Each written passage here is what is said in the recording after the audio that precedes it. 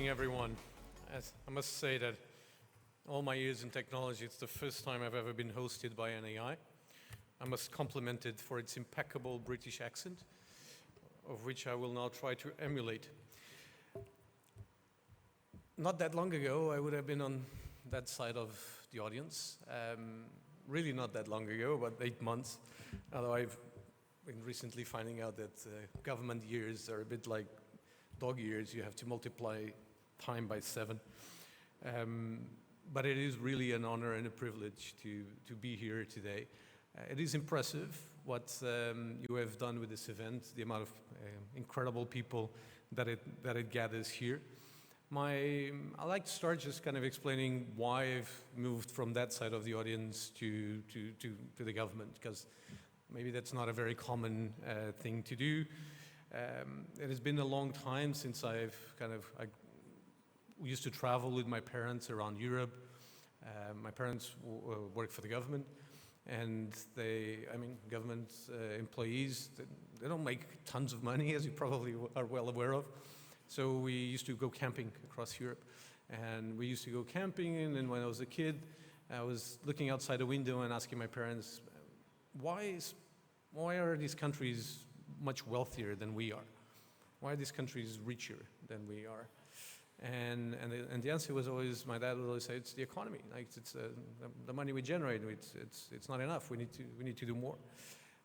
So I guess it's my turn to contribute so that we build a better, more prosperous future for Portugal, and that's what motivates me, and that's what brought me into government. And in that sense, I try to be an optimist. I actually, during all this time, and I worked 11 years of my life, my career in the UK, and I could see that economic difference, obviously, between the United Kingdom and here in Portugal. And I always looked at Portugal with the country that had a bright future, but that future had not been built yet. And I think that now we have the cornerstones and the pillars of a country that could be one of the most prosperous in Europe or in the world. And I'd like to kind of illustrate that, because sometimes here in Portugal we tend to be a little bit pessimistic about stuff, sometimes with reason, sometimes just because of our kind of nature. But all of the conferences that I've been to, across the world, by the way, and I was recently in New York with ICEP, helping to promote Portugal as a destination for investment in AI, and everyone would come to me and say, like, Portugal is great. I mean, you're doing so well. You should smile more, right? So that's what I'm going to try and do, and going to try and smile more. They tell me Portugal has all these amazing startups, and yes, Portugal has more than 5,000 startups employing more than 28,000 people, with salaries roughly 80% above the national average. They tell us you have a budget surplus, you have a top 3 European economic growth, significant increases in average salaries in the last few years. More Portuguese people have returned to the country in the last 3 years than those who have left. This is something that we have not seen for decades, especially younger people. So I think there are reasons to be optimistic. And one thing that did put a smile on my face was the topic of today's conversation. Now, before I go into the detail of the government strategy for this particular sector, let me just kind of mention that there's a principle in technology that I always abide to, which is government policies are calibrated for gradual change. And we tend to think about everything in linear terms. But technology doesn't move linearly, it moves exponentially. And when institutions think linearly, including governments, while technology grows exponentially, societies are often caught by surprise. And as William Gibson famously said, the future is already here, it's just unevenly distributed. Technologies that will reshape our economy already exist today, and the real challenge is how quickly countries and organizations are able to adopt them, scale them, and govern them responsibly. In Europe, this raises an important challenge. We in Europe have been warned for a long time, first by the D9+ group that we had the presidency of, the rotating presidency the last 6 months. That then by the Draghi report, by the Letta report, that European competitiveness is at risk and that we need to accelerate innovation, we need to accelerate adoption of key technologies such as AI if we want to maintain prosperity, increase productivity, and achieve strategic autonomy. That means that European ecosystems can innovate, scale, and compete globally if we are more nimble in our regulations, in our way that we allow our companies to accelerate and to compete at a global stage. Portugal, in particular, is a good example. We face a strategic and very well-known structural problem. Our productivity today is only around 75% of the European average. This is a catastrophe. This is actually what is actually at the heart of the lower wages and the lower prosperity that stops us from achieving our full potential. AI opens a new opportunity for us as a country, as an economy. This is our opportunity to increase productivity. We estimate that increasing productivity through AI can contribute to economic growth by up to 2.7 percentage points. In other words, AI could be one of the main drivers of Portugal's economic convergence with Europe.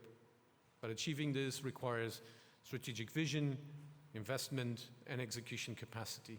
Over the next 8 minutes, I hope to convince you that the Portuguese government is doing what it needs to do to achieve this convergence with Europe on productivity through the fast tracking of adoption of technology and in particular AI.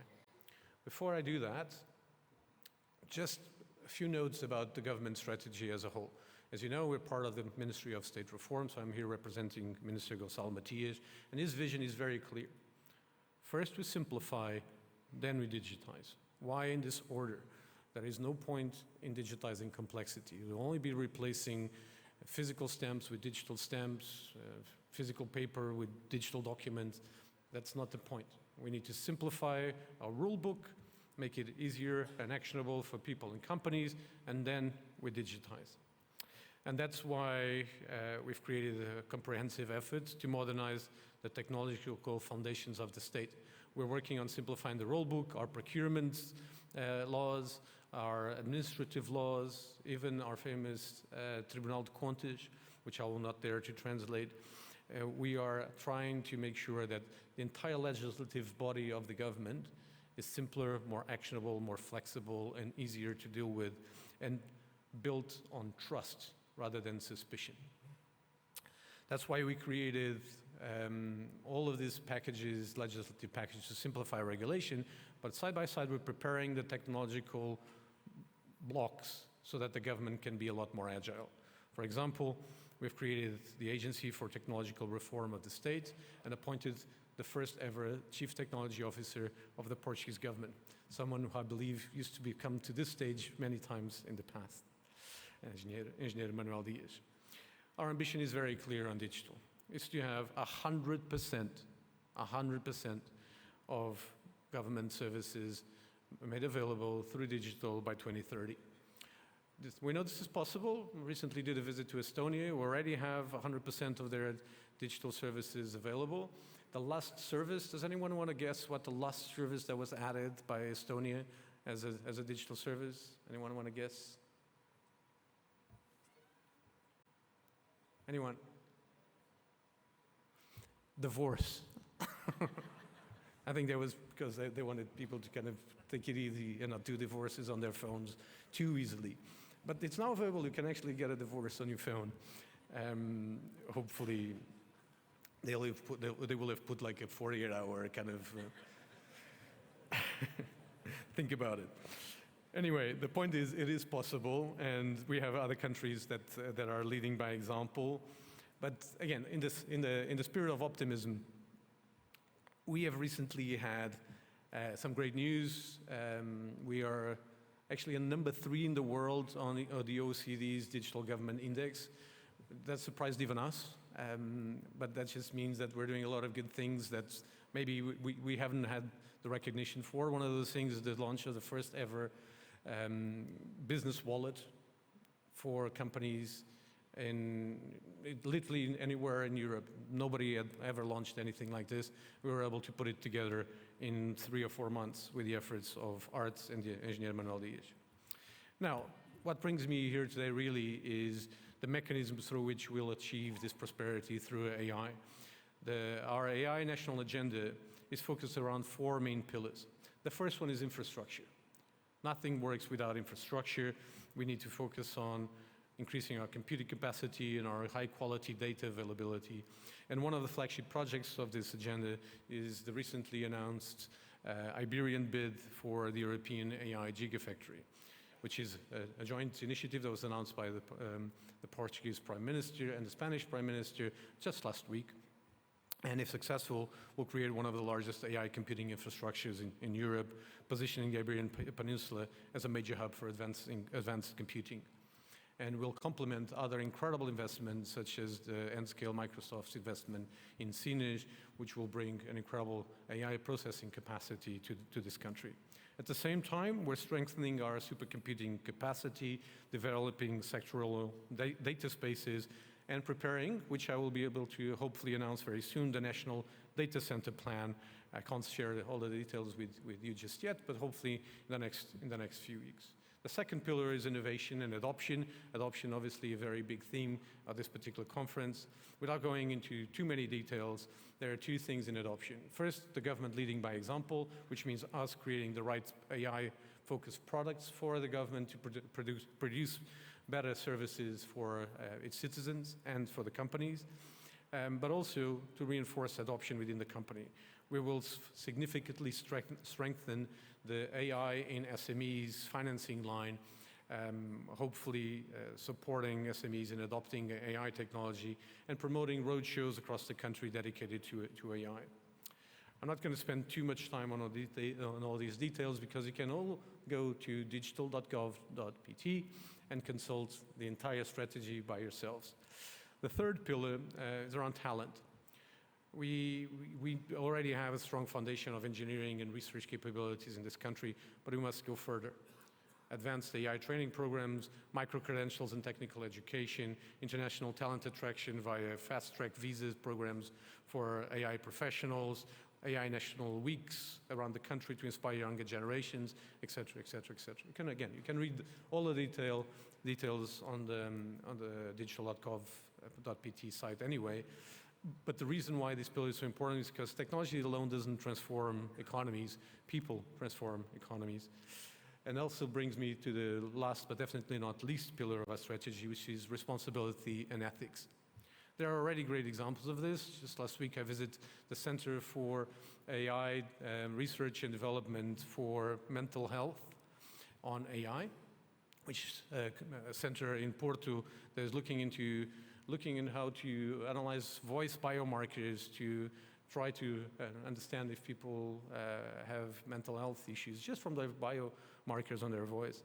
And that's the kind of research and development that we want to promote technology that accelerates responsibility, also as a driver for innovation and competitiveness. I would also mention that out of these 4 pillars, it's important that we have a strong governance mechanism within the government. I think it's something that the governments hadn't had before, the ability to actually execute these strategies with strong enough mechanisms. So just a few weeks ago, we published a new law decree, which will be fully reviewed very soon, which is a network of technological simplification for the government, which is essentially like a holding company of all the technology bodies within the government, which will allow us to be more agile in procurement, in the simplification of our technology, and our ability to move faster. In conclusion, and because it's not just, this is not just up to the government, there's a lot that you can help us with. There are 3 things that I'd like to ask for your help with. This is an audience mostly comprised of entrepreneurs, academics, companies. Look, there are 3 things I can ask of you. Companies in this country need to invest more in AI innovation themselves. Don't expect everything to be solved by other companies. You need to contribute to that. If you can't do it on your own, get together with other companies. For example, the Center for Responsible AI does incredible work on this. It's a consortium of companies that get together and do joint collaborative research on AI innovation.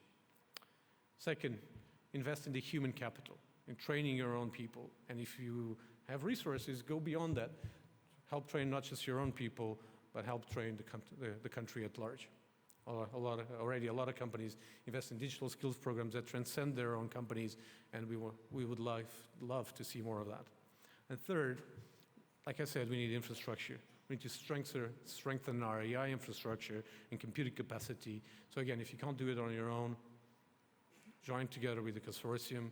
The Gigafactory consortium we're putting together puts together many great Portuguese companies in creating the financial muscle to invest in those in that computing capacity. Now, if we do these things together, we'll not only adopt artificial intelligence, we'll turn it into a proper competitive advantage for Portugal, which will truly build a better future for all of us. Thank you very much.